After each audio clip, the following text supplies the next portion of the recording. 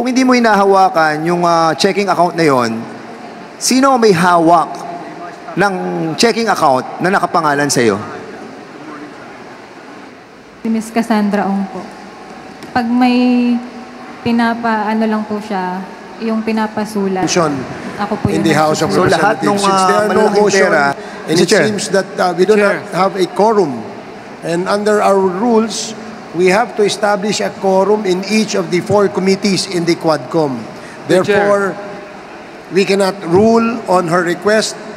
And being so, Ronaldin Baterna will still be detained in the premises of the House of Representatives. Mr. Chairman, Congressman Fernandez and then Congressman Abante.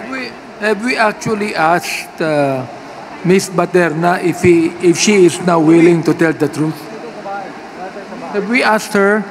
Why don't we ask her now if she's willing to tell the truth, so we will be able to talk about her request, Mr. Chair? Because if she will still insist that she will not tell us what we need to know, then of course I will even make a motion not to lift the motion of Congressman Baterna.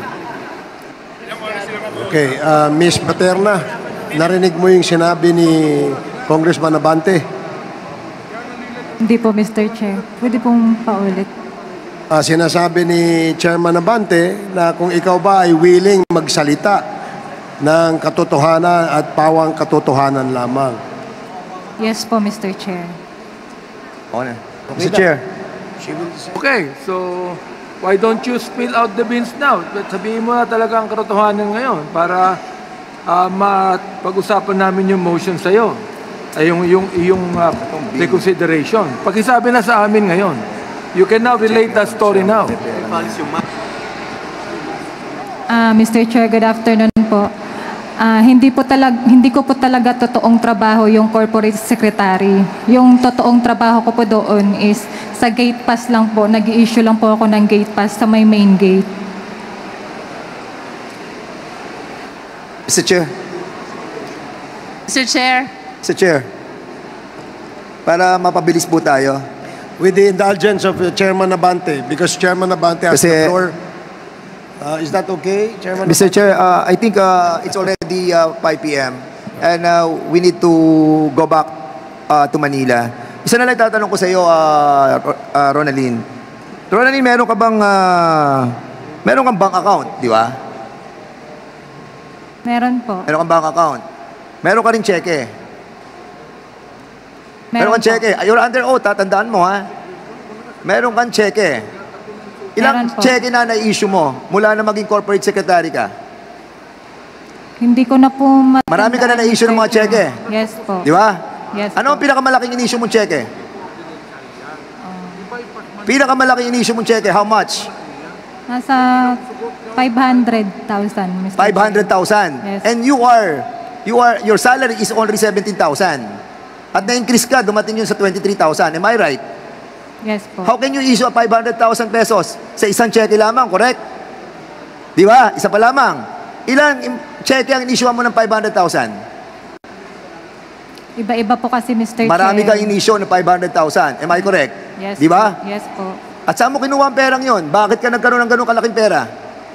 Samantalang sumasweldo ka lamang ng 23,000 a month. Hindi ko po pera, Mr. Chair. Kaninong pera yon? Saan ang galing? Sino nabigay? Si Cassandra. Opo. At yung mga boss mo, di ba? Si Ms. Correct. Cassandra Ong po. Yes po. So sa lahat ng ito, Mr. Chairman, I don't want to explore this issue anymore because I think the right and proper sana po ay sa susunod na. But I think this person is lying eh. Talagang we have proven and those people also doon sa tinatawag natin sa sila Julian Linsangan. Hindi sila umatin ngayon because we will be proving na marami rin silang pera sa bangko, Mr. Chairman. And this person, si Ronaldin Baterna, have issued a lot of checks. No? At sa kanyang trabaho, sa Pogo, sa manggagaling yung perang yon, di ba? And she's trying to tell us that ang kanyang salary is only 23,000. But the reality is, nakakapag-issue siya ng millions of pesos. Di ba? And that make us wonder, why? Kaya kanina, medyo naaawa tayo, even us, the first time I saw her, talaga naawa kami, single mom. Di ba, babae, answeldo, mababa. Pero, in all reality, may problem. May problem tayo dito. Dami sila, but they allowed to be used by the Chinese people. You were allowed to be used by those people. Di ba? So, inaamin mo na, Ronaldin, na ginamit ka ng mga Chinese to issue these checks, right? Yes po, Mr. Chair. At sino? Yung Chinese na yon? Si Miss Cassandra Ong po. Si Cassandra Ong. Yes Ayan. po, Mr. Chair. So si Cassandra Ong na ngayon ay nagtatago na hindi natin malaman kung nasaan, and even her property, no, Mr. Chairman, yung property niya dito sa Porac, may problema tayo sa PNP dahil yung kanyang freeze order sa kanyang bahay, wala pong freeze order. As a matter of fact, si Cassandra Ong can still use her property. Kahit alam natin, nagaling yun sa Pogo. And that's the reason why the issuance of contempt is just right and proper for her. One quick question only, Mr. Chair. With the indulgence of Chairman Dan. Very quick, Chairman yes, Dan. Congresswoman Jinky. Having heard about all the bank accounts, may I know from Ms. Baterna, are you willing to execute a waiver of bank secrecy law? Waiver. Naka-close na po yung account, Mr. Chair. Nonetheless, it is still protected by the bank secrecy law. So the question, Ms. Baterna, ikaw ba handang pumirma ng waiver? Binibigyan mo ng karapatan ang Quadcom na makita lahat ng bank transactions mo.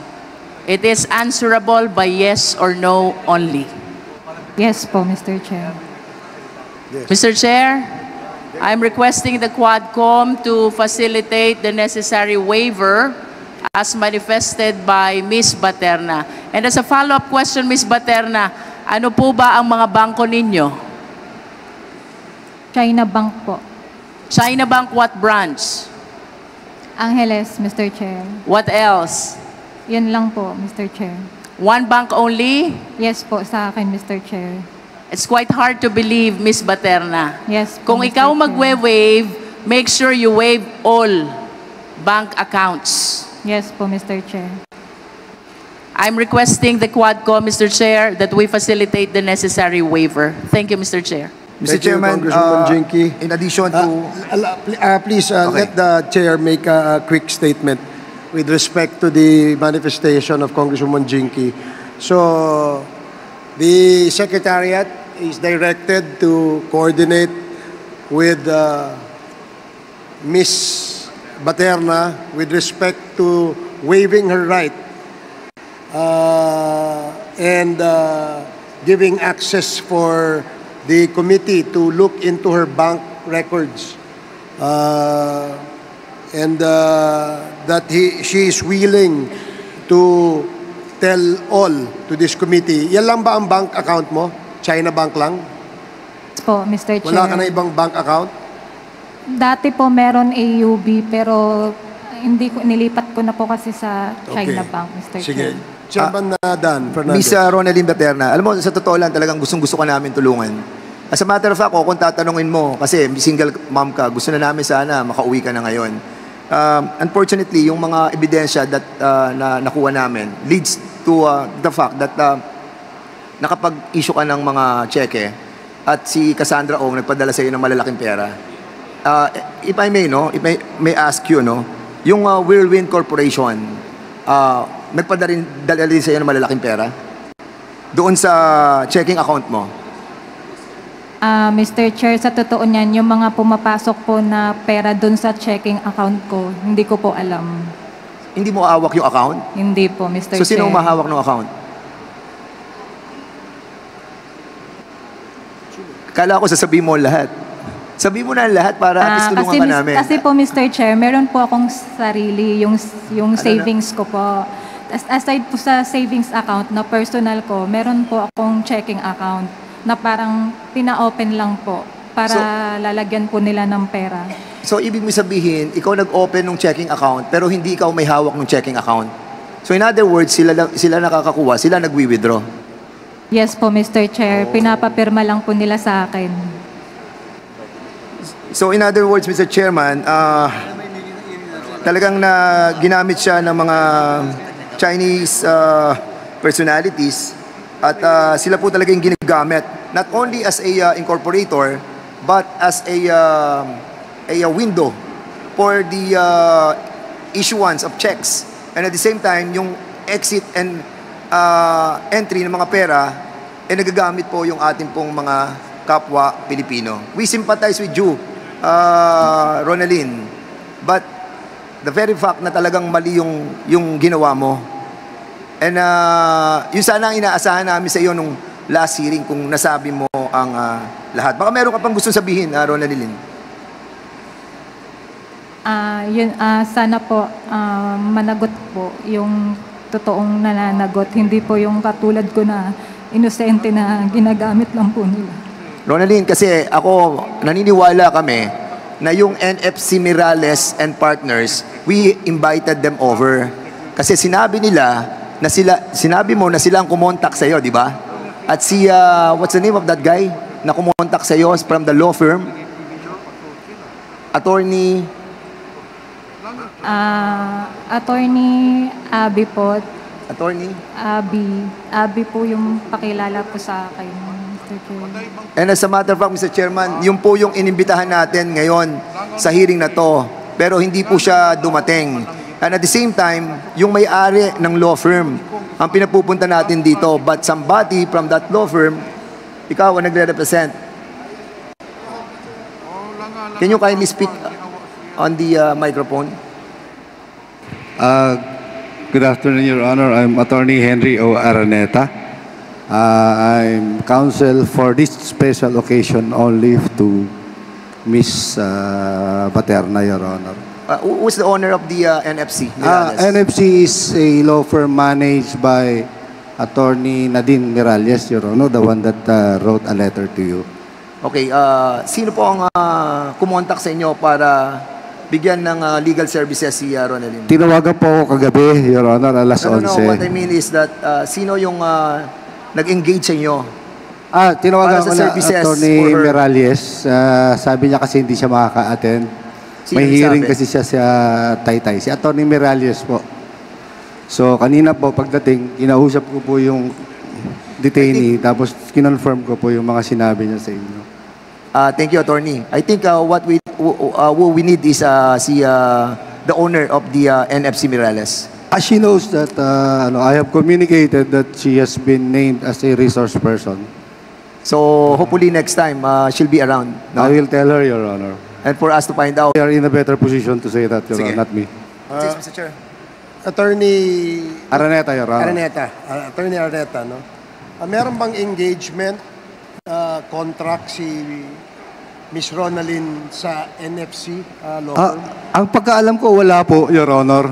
Parang she just asked to be accompanied sa Senate and dito ng lawyer ng NFC. Are you doing this pro bono para kay Ronaldin? Pro hac vice, Your Honor. You can ask her kung ano, for the meantime. Sinong pumili nung law firm na nagre-represent sa'yo? Sila po yung nag-contact po sa akin, Mr. Chair. Pakilakas mo lang. Sila po yung nag-contact sa akin. Hindi ikaw ang pumili. Hindi po, Mr. Chair. Yung boss mo ang pumili. Hindi ko po alam kung sino po yung kausap nila, Mr. Chair. Well, okay. Sige, salamat. We need the presence of Attorney Miralles in the next Yes, Your scheduled Honor. hearing. Will inform her, Your Honor. Thank you. And also, Mr. Chairman, si Attorney Medina, now I remember. Ang sinasabi kasi, ang sinabi mo sa amin, Ronaldin, si Attorney Medina. Yung nag-prepare po ng mga papers na pinapapirma po sa akin. Siya yung tumawag sa'yo, di ba? Si Ay. Attorney Medina. Hindi po.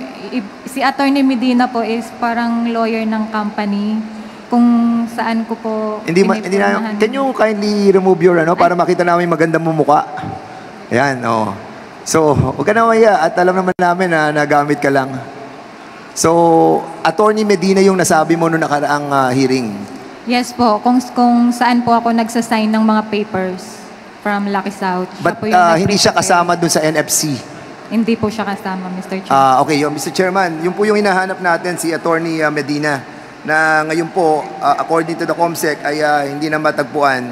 So, we'll be asking that we again invite this Attorney Medina.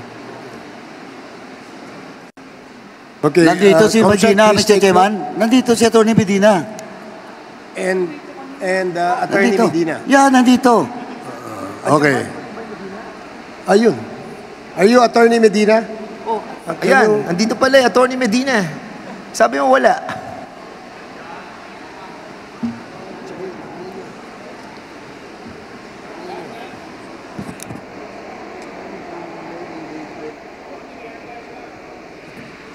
Mr. Chair, pwede ba ako magtanong? O sige, Chairman. Kasi napag-usapan natin last hearing when we had it na pinirmahan lamang ni Ms. Baterna ang mga papeles. Pero ang gumawa nung pinirmahan niya ay yung mga abogado. Tama ba ako, Ms. Baterna? Tama po, Mr. Chair. Okay. Ang tanong ganito, anong relasyon nyo, Atty. Medina, with this attorney? Ano pong relasyon ninyo? Do you belong to the same law office? No, Your Honor. Hindi. Hindi, Your Honor. Pero kayo, ang law office ni Cassandra. Your Honor, for the record po, yung si Miss Cassandra Lee Ong, ang kanya pong nire-represent sa amin, yung Whirlwind Corporation. Ngayon po, Whirlwind. Kayo ang law office ng Whirlwind. Hindi po. Ang pong engagement namin sa kanila is magpapa-review ng documents at magpapanotaryo lang. Yung pong Okay. corporate nila at hindi namin po ginagawa. Kayo po ba ang gumawa ng mga papeles na pinirmahan ni Ms. Paterna? Hindi po, Your Honor. Okay. Kayo po ba ang gumawa ng papeles na pinirmahan ni Ms. Paterna? Hindi po, Your Honor. Nag-oath na po ba kayo? Nag-oath na kayo? Your Honor, hindi ako nakapag-oath, believing that I'm not a resource person here. Nag-oath na po, Your Honor. Nag-oath na ho kayo? Yes po, Your Honor. Pwede ba natin mapag-oath itong si attorney para makita natin? Pwede ba kayo mag-oath? Yes, Your Honor, but Kasi tinatanong kayo rito, kaya mag-oath kayo. Baba. Sige po. Okay. Hindi pa ba nag-oath? The COMSEC is hereby directed to take the oath, administer the oath of these two resource speakers. Yes, please. Mr. Chairman, Si Ma'am Baterna. And also Ma'am Baterna. Okay, please, tapos na siya. Please raise your right hand and please answer. Do you swear the truth? Do you swear to tell the truth and nothing but the truth in this congressional inquiry? So help you God. Thank you. Okay. Ngayon, kung hindi kayo ang gumawa ng mga papeles na pinirmahan ni Ms. Baterna, sino pa ang gumawa ng mga papeles na pinirmahan mo? Kasi Mr. Chair, usually pumupunta ko sa law firm ni Attorney Medina. Doon po ako nagpipirma doon sa logbook. Yung logbook po ng for notary. Ang tanong ko, kung sino ang naganda ng mga papeles na pinirmahan mo? Hindi ko po alam, Mr. Chair, kasi minsan binibigay na lang po nila sa akin para So, sino po ang papapirma. nagbigay sa'yo? Si Ms. Cassandra Ong po. Sino si Ms. po? Cassandra Ong po. Cassandra Ong, Mr. Cassandra Chair. Ong ang nagbigay sa'yo. Yes po. Hindi sinabi sa inyo kung sino ang law office na naggumawa ng papeles. Hindi po, Mr. Chair. So, hindi law office ninyo. No, Your Honor. Your Honor, if I may explain kung bakit po siya nagpupunta sa amin. Alam nyo, mukhang mahirap kayong paniwalaan dito. Pakisabi po sa amin, ang law office nyo ba ang gumawa ng mga papeles na pinirmahan ni Ms. Paterna law office ninyo, sapagkat magkaiba ang law office nyo, correct? Yes, Your Honor. Okay. Either law office mo o law office niya, sapagkat hindi kayo magpapakita rito kung hindi kayong abogado, Ms. Paterna. Anong ginagawa nyo rito? Tama po yun, Your Honor. Yun. Oh. Honor, part, pala. Your Honor. If I may respond, Your Honor. Yes, go ahead. Mr. Chair, kaya po ako nandito, nagulat nga po ako, nagkaroon ako ng show cause order. Never po ako na-invite in any of your hearings before. At yun po sigurong COMSEC nyo can verify that. Kaya po ako nandito ngayon kasi po binigyan po ako ng show cause order na na-receive ng office namin. Kaya po ako nandito voluntarily para sa akin po, hindi po para kay Ms. Baterna. Mr. Chair, para magkaliwanagan,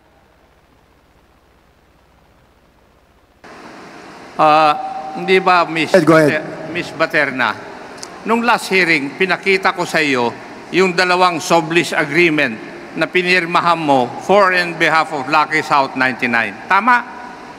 Tama po, Mr. Chair. Sinabi mo doon sa hearing na yon, pirma mo. Tama po, Mr. Chair. Tinanong ko sa iyo, sino ang nag-prepare nun? Ang sinagot mo, Attorney Medina. Yes, Tama? Mr. Chair. Yun ang dahilan, Attorney, kung bakit ka nandito. Yes, Your Honor. I understand, Your Honor. Pero hindi po ako... Ngayon, will you answer?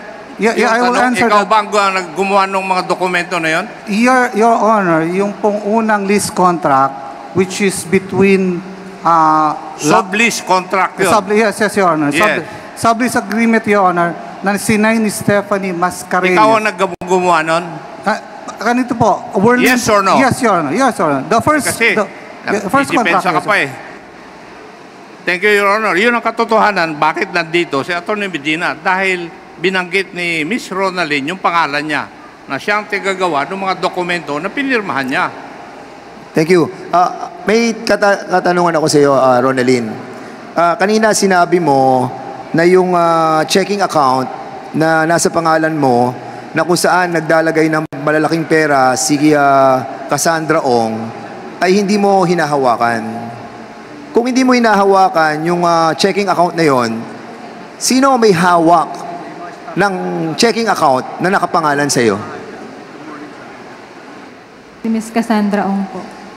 Pag may ano lang po siya, yung pinapasulat, ako po yung nagsusulat. So lahat ng malalaking pera na nanggagaling sa outside of the Philippines, pumapasok sa checking account na nasa pangalan mo at ang kumukuha nun ay si Cassandra. Hindi ko po alam, Mr. Chair, kung may pumapasok. Kasi nga po, hindi ko po hawak yung account, nung checking account, Mr. Chair. Kasi alam mo, Rona, tutulungan ka namin talaga dito. Pero may nakikita ako na yung perang nanggagaling kay Cassandra Ong lumilipat sa checking account mo. So, ang tanong, sabi mo kanina, hindi ka umahawak ng checking account mo. Hindi si Cassandra may hawak ng checking account mo. Sino? Miss Cassandra Ong lang po yung nakakausap ko, Mr. Chair. Wala na pong iba. Siguraduhin mo, Cassandra. Siguraduhin mo, Yes, kasi Mr. we will Chair. try to find out. Amlak, andyan ang Amlak. Can you kindly, kasi I think you are willing to issue a waiver, no? Are you willing to issue a waiver to find out yung Yes. track of your accounts? Yes po, Mr. Chair. Can you kindly help this committee to find out the trace of money between Cassandra Ong and Miss Ronaldin Baterina? Mr. Chair, if we will already get the waiver that will make the action of AMLAC faster, because if we don't have the waiver, we still need to secure authority from the Court of Appeals to conduct back inquiry. But if Ms. Materna will already issue a waiver, AMLAC can act faster, Mr. Chair. So, again, Ronaldin, you are willing to execute that waiver. So, we'll be asking the COMSEC to execute a waiver and for you to sign it. So, Mr. Chair,